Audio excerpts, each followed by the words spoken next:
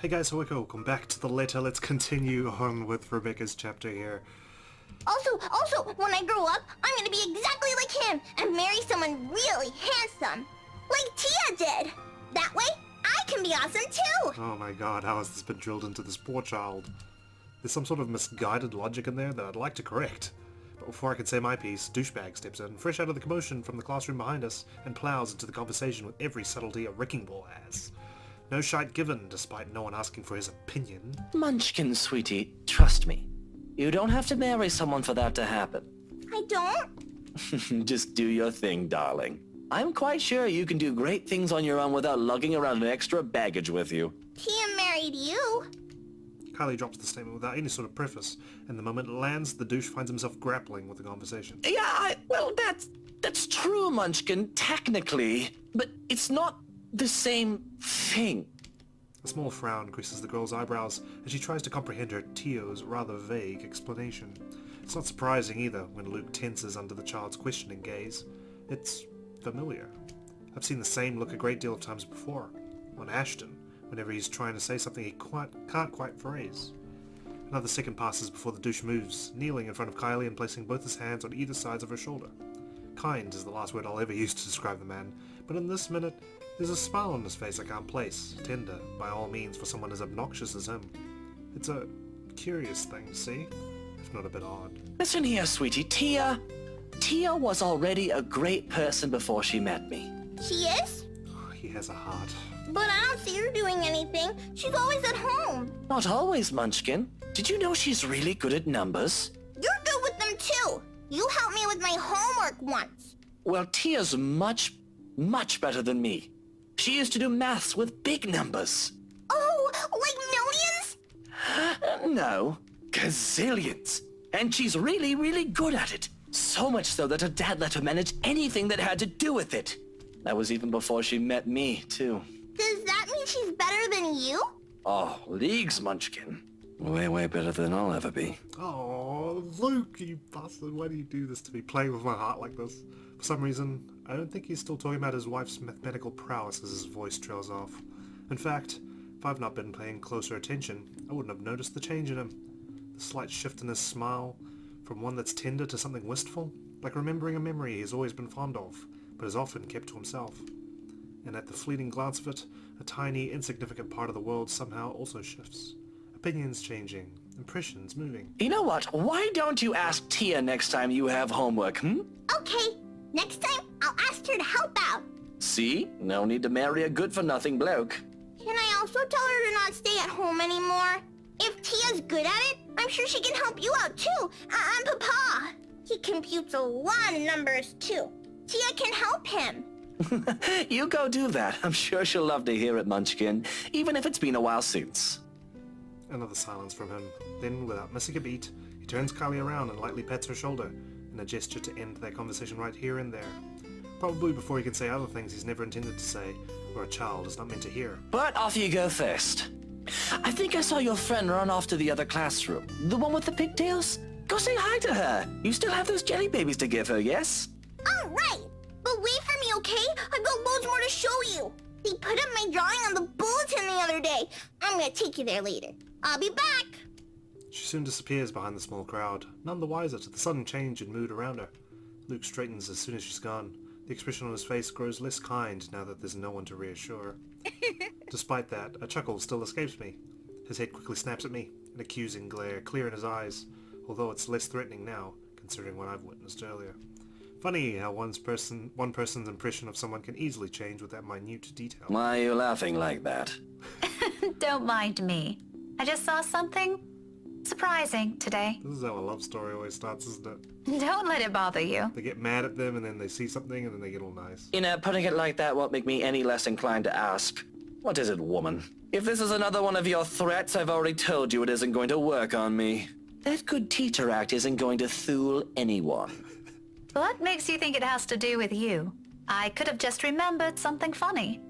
Not everything in this world revolves around you, mister. I am not daft, Daisy. It's on your face for all the world to see. Now, say it so we can be done with this stupid talk. I let out another laugh. More to delay than to express any sort of amusement over the matter. In truth, I don't know where to start. One wrong move, one wrong word, and I might offend the man. He's childish enough for that, even if what I'm about to say are just mere honest observations. You're good at handling her. Let's give him a compliment. Let's see if we can bluster him. He won't be expecting it as well. Ah well, regardless of how he reacts, it's not like he'll have an impact on anything between us. Our relationship went up.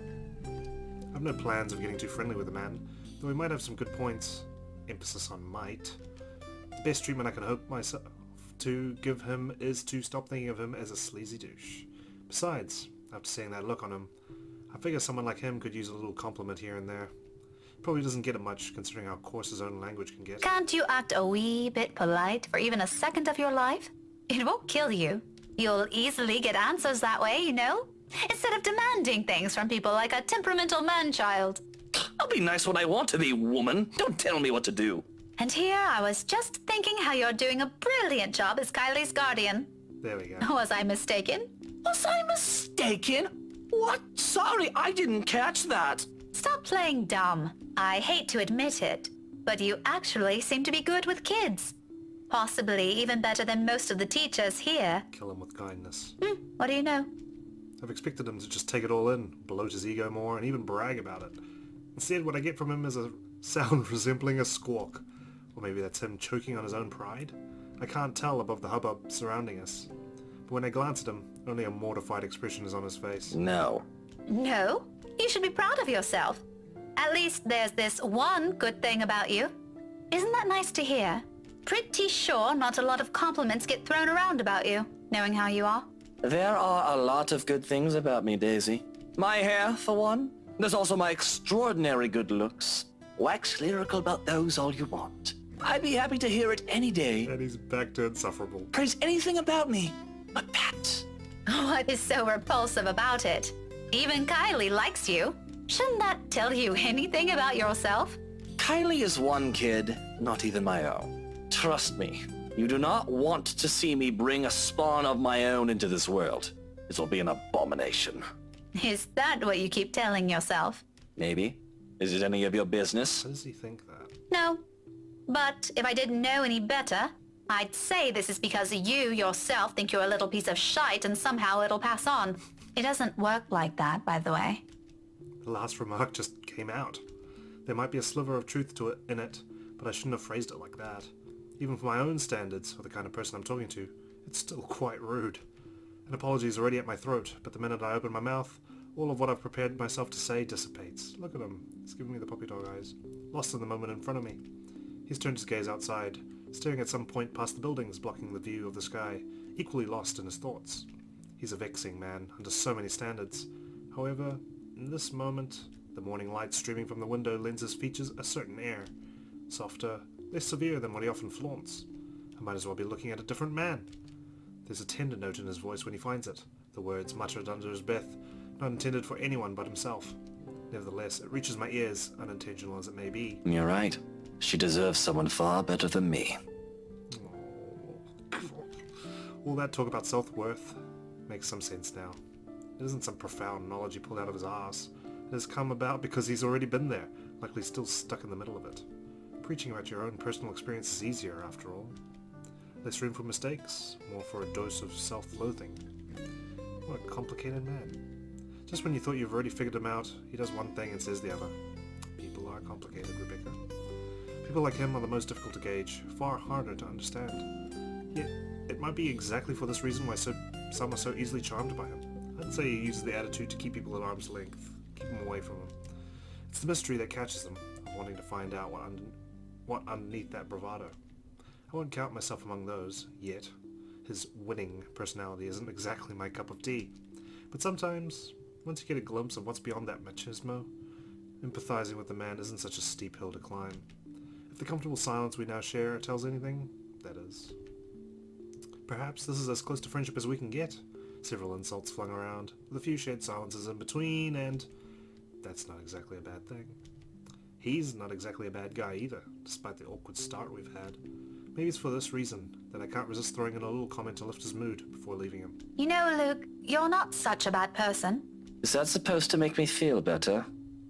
I'm touched, Daisy. Take it how you will. but a little attitude change would help. A lot. Bollocks. Right, of course. Let me know when you're done with your lecture, ma'am. And you can probably start by not leaving your wife out while you're having some quality time with your goddaughter. Classic deflection. Who knows? Maybe that'll help change how the child sees her. Where did you even get the idea I'm leaving my wife out? Have you ever even met? No, but I did see her with you two last time. Uh-oh. His indifferent expression quickly dissolves into a confused scowl, while I meet it with matching perplexity. It's only been 2 days. Surely his memory isn't that bad. What? When was this? At the cafe, after you left. She was sitting right beside you. Kylie was at the back and you were driving. Daisy, are you sure you haven't accidentally hit yourself with your own book? Because that damn thing's quite thick, and I'm really getting worried about you. It has only been a few days, and concussions can be dangerous. I suggest you have that checked. Well, you asked. I just answered. It's pretty rude to make her wait like that, by the way. How can I make her wait when she's not even with us? What? It was just Kylie and I that night. Now you're just pulling my leg. Luke exhales, long and drawn out, his impatience rapidly changing the companionable air around us. In the face of it, I tense. I've accidentally stepped into another minefield. Any chat I've had with him so far has been like this. Why this still surprises me escapes me. But above my worries of offending the man is my own bewilderment. I remember well enough what I saw that night. Yet he says something completely different. Wifey was out with Kylie's mummy that night. She wasn't with us. How do you think I ended up on babysitting duty? But in the front seat. And Kylie's... Miss Pink! Kylie's sobs reach my ears first, and then her familiar weight returns around my waist again. Hot tears seep through my blouse as she buries her face in it, her arms winding tightly around me. Luke and I briefly exchange worried glances, his own lips shut tight with concern. Her cries are soft enough not to attract much attention. Most of the visitors have been ushered inside the rooms by now anyway. Those that still linger, though, watches our little group with great interest and concern. If I don't get a better handle of the situation, I have a feeling Luke will start yelling at everyone soon. Kneeling, I gently pull the girl away from me, cupping her face and wiping her tears away with creating little trails on her cheeks. Her mouth is drawn in a miserable pout when she peers up at me. All right, Kylie. Calm down. What happened? It's my friend! That's a little too vague, Munchkin. Let her speak, Luke. Who is it, Kylie? Melody? Or was it the other one?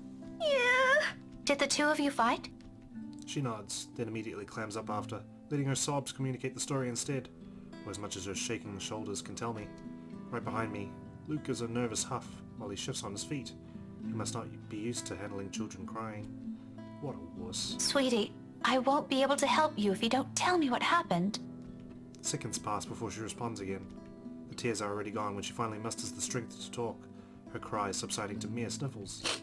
I wanted to give her the rest of the jelly babies, but she won't come out! I hope you're not talking about that locker. Where? Where is she? In the little girl's room. Is she still there? Another nod. She won't say what's wrong! I kept asking her, but she told me to go away! I hope her friend is bloody human. Career day's going to start soon! I saw the prizes Miss Alice will give us for good! She's gonna miss it! Is that what you told her? Yeah, she won't listen! She won't even take the jelly babies! After I saved it for her, too! Tia Luke wanted to eat the red ones, but I told him it's not for him! Miss Pink, can you talk to her? Tell her to come out, and I'm really upset with her. Just a little childish argument then. Times like this, I'm glad I teach teenagers mature enough for petty squabbles. I do love being around children, and won't mind having one or two of my own in the future, but it takes a whole different level of patience to teach several of them. I honestly admire my colleagues who willingly took the challenge. Normally, I'll leave this for their homeroom teachers to fix, not their honeymoon teachers, but I can't just ignore the imploring look she shoots me. That's another weakness I'll have to steel myself against before I ever think of having one of my own. For now, I give in to it. Okay. Tell me where she is, sweetie. Sighing, I stand up and gesture for her to lead the way. Luke trails quietly behind us. Here we go. Please don't be the ghost. I still don't know her name. Luke was seen attending career day at St. Grady High School for his goddaughter, where he met Rebecca again. Minutes later, a sobbing Kylie interrupted their conversation to report a friend crying in the little girl's room. Okay, here we go. Even with the small distance in between, his apprehension is palpable. Understandably so. No one wants to be caught in the middle of a children's spat. But in the end, it's all just part of my job. I can't just shy away from it, can I? Kylie escorts us to an adjacent hall. At this hour, the corridors and the rooms lining its sides are empty. Save for the gentle rustling of leaves, the twittering of birds outside, and the tapping of our foot against the floor, the whole area stays eerily quiet. Not unusual, though. This is the part of the building reserved for club activities at the end of the school day, and with the rest of the school busy with another event, it's only natural for it to be this deserted. Come afternoon, right after class, it'll once again be filled with people. For the time being, I focus on the toilets at the far end, heading straight for it. Luke stays behind, opting to wait for the end of this drama instead, obviously not wanting to deal with another person's kid. Meanwhile, Kylie follows right after me, unusually silent as we approach the ladies' room. Sometime before we made the turn into his hallway, she stopped sniffling and started singing a tune under her breath. London Bridge is falling down, falling down, falling down. Why? London Bridge Probably is to brace or calm falling herself, down. or maybe this is her way of preparing to pull her My friend out of her fair sulk. It certainly reminds me of another person. I make no remarks on it, however. It's all part of growing up, they say. Let her learn. The door is slightly ajar when we get to it, and from the inside, the sobs of a girl echo weakly, barely audible even in this kind of hush. Turns out Kylie's not the only one upset about this. Despite the situation, a smile forms on my lips as I call out to her friend. Hello? Hello there? You're Kylie's friend, aren't you? Melody, is it? She's looking for you. Children can be so amusing sometimes. Granted, they can be exasperating, especially around this age, but the endearing things about them outweigh those. All you need is enough level of patience. Career day's about to start, too.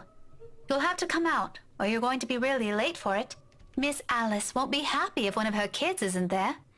I heard she brought little gifts for everyone who'll behave. Don't you want to receive one? However, her cries show no signs of abating. They only grow louder. Not close to a wail. Alarming regardless. Are you okay?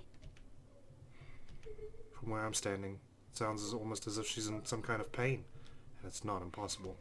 They do that at times, hiding what ails them for fear of a reprimand. If it's like that, coaxing her out might be useless. It also makes sense why she chose the loo furthest from the classroom. Wasting no time, I gesture for Kylie to wait and amble towards the door, calmly, so I don't alarm her. At the same time, a distinct sense of deja vu hits me. I've been in this position before, behind a door, with someone crying on the other side. My calls ignored as their cries grow into a wail. Exactly. Just this past week, actually. Even so, being in the same situation before doesn't bring any comfort. I'm putting up for it, the child beside me. Is the thick undercurrent of worry trickling into my stomach. I take one last breath, then I nudge open the door. It all happens in the span of a second. I don't make it past 2 steps into the room. Her cries abruptly stop. Light footsteps shuffle behind me, coming to a halt at the door. My heart skips a beat, and when I turn...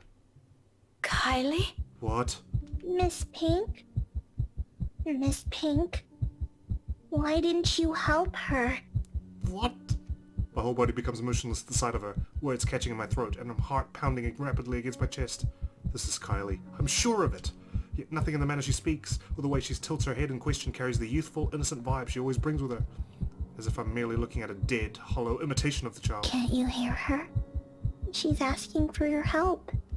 But it's not those that trigger a memory. It's those chilling eyes, calling, beckoning. Why won't you listen to her? All at once the memory returns to me. A tide that has receded and now returns to shore with an overwhelming force, carrying images of a single moment from days ago. Of a world passing by in a blur and of features I can barely discern under the little light there was. Not even a week has passed. In this minute, while I keep my eyes trained on the child before me, they return with such unbearable clarity. There are no horrid wounds this time, no blood streaming down a pale face, thank heavens. Just lips contorted into a small, twisted smile. They brim with venom I've never expected to see in a child, sending tiny pinpricks of dread crawling up my limbs and winding up my neck. You're a bad person. People like you deserve to die. I can't breathe. There's whispers and laughs again. Judging, mocking, taunting, each scathing word ringing sharp and true against my ears. My throat closes in. My whole body tenses. A chill settles at the tips of my fingers, every digit gone rigid from the cold. With every single draw of my breath, any struggle for freedom or air, the coils wrapped around my body tighten, dragging me down. A gradual, torturous descent into another bottomless abyss. Is that whispers I can hear?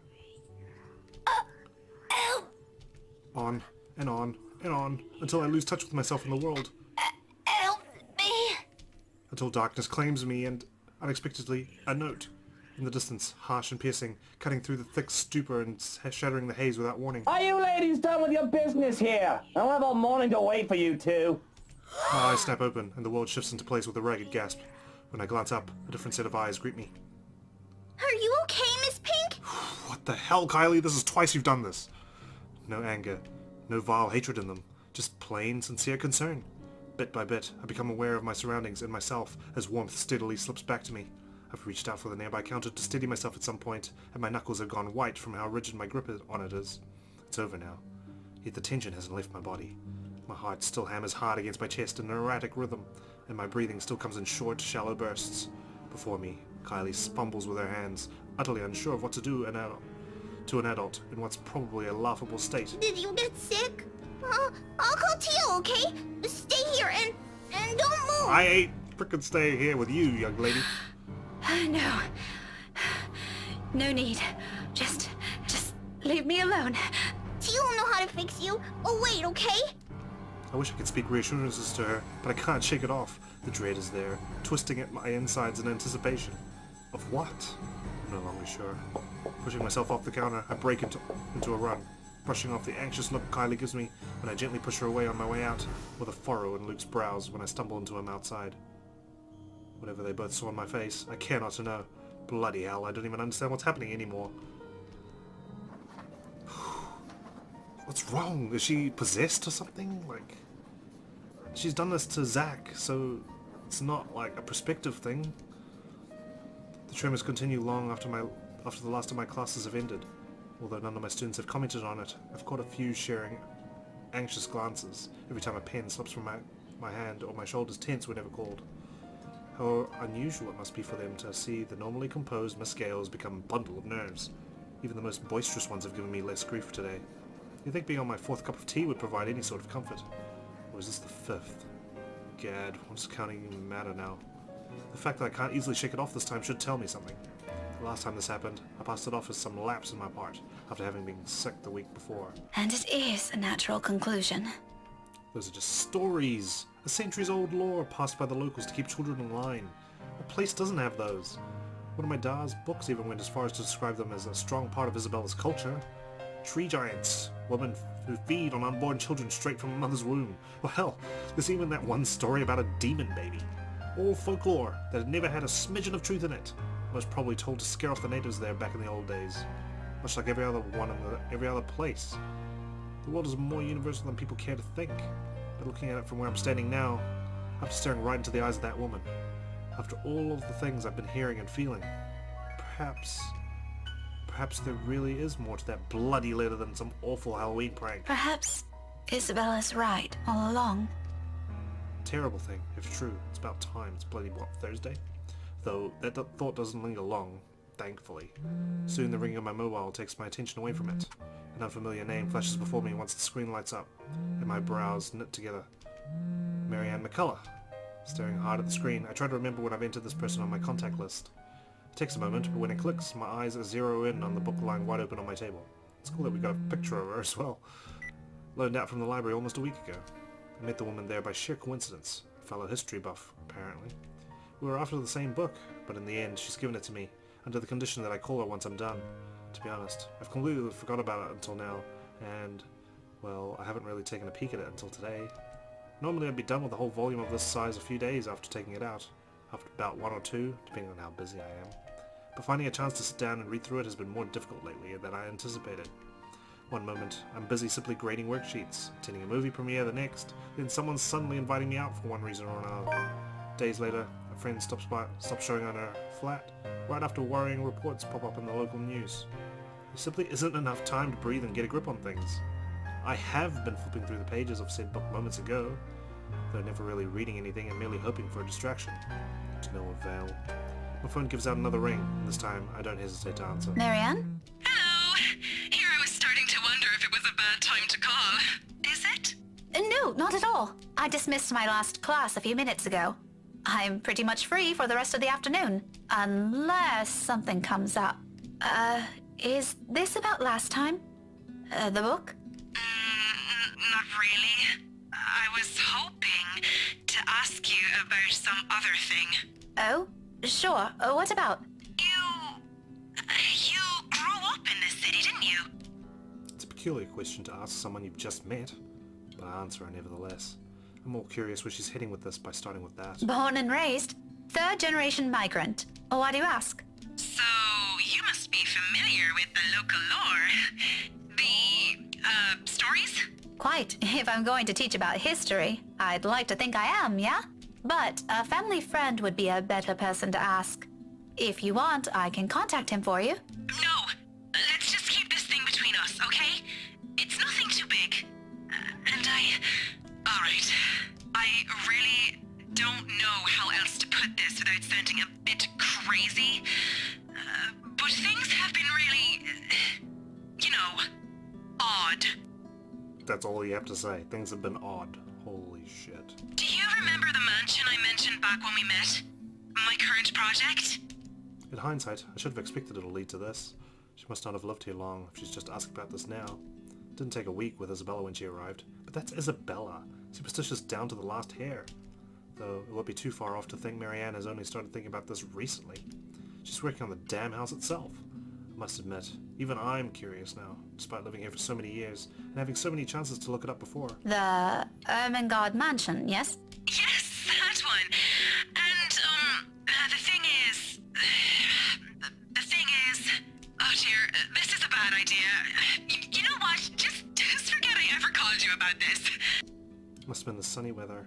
It's making me sick and see stupid things. See things? No, wait. It's all right. I don't mind. There's a moment's pause before she responds again. She's right in that. This is a silly thing to talk about, especially between what I assume two people who are pretty grounded on their beliefs with regards to these things. I won't blame her if she hesitates. I can't believe I'm asking you about this. It's fine. Why don't you just think of it as some form of research? Well, alright. But after this, we're going to forget we ever had this talk. My lips will be sealed. Now, what is it about the mansion? Just, what do you know about it? The general gist. The place's past. What happened to the owners? Anything you can give me? Let's see. To start off, I do my best to give her a concise summary from the time the house was commissioned 400 years ago and who had it built. Up to the point it got deserted after the last heir's death, and the deed was passed on to the Ermengarde's nearest relatives. Frankly, if it weren't for those urban legends persisting, the house would have already faded into obscurity long ago. Demolished, even. These are all nothings she probably hasn't heard before, yet there's dissatisfaction in her tone once I finish. That's all there really is to it? as far as I know, there's this little bit I forgot to mention about Lady Charlotte Ermengarde's death, but most of those are just theories. Not just a little bit, yeah. Aside from that, this is really everything we've been teaching all these years. Should there be anything more? No mention of any other weird stuff? Other crazy stories? Like your dead lover coming back from a mirror? Or a letter of some sort? My blood runs cold. Any warmth and comfort the tea I've drank has given me prior has instantly been drained out of me. The phone creaks softly as my light hold on to it turns into a firm grip. This whole letter bullshit is starting to turn into more than a coincidence. None that I've heard or read of. What does a letter have to do with this? Oh, no. It was just something I came across. Ignore it. Random thoughts, you know? Together, guys! Come on! By the way, I need to run. Thanks for answering my questions. She ends the call abruptly with only a clipped goodbye, leaving my mind heavy with even more thoughts. The mood around my classroom has gone considerably denser in light of what little I've gleaned from that conversation. Oh, guys, come on. Communicate. Miscommunication kills, you know. After the strange encounter at the little girl's room, Rebecca tried to remain composed throughout her day. As her classes ended, she received a phone call from Marianne McCullough, who asked unusual things about the Ermengarde Mansion. I don't think Marianne's lying about her intent. Her interest is genuine, I'd give her that, but she's left a lot of things out. I get the sense she only asked because something's happening around her too. And if she hasn't mentioned the letter, I probably wouldn't have made the connection. Just what the hell did we get ourselves into? Of course, there's still a lot of confusing details in this. All of these are just assumptions. No concrete conclusions to be formed with what we have. And if we want to find out what we're really dealing with, I think Marianne's right. There might be something more to those stories. As absurd as it sounds, the very place that gave us the letter might tell us something beyond what we know. And tomorrow night, I have a few hours of that chance at the housewarming party.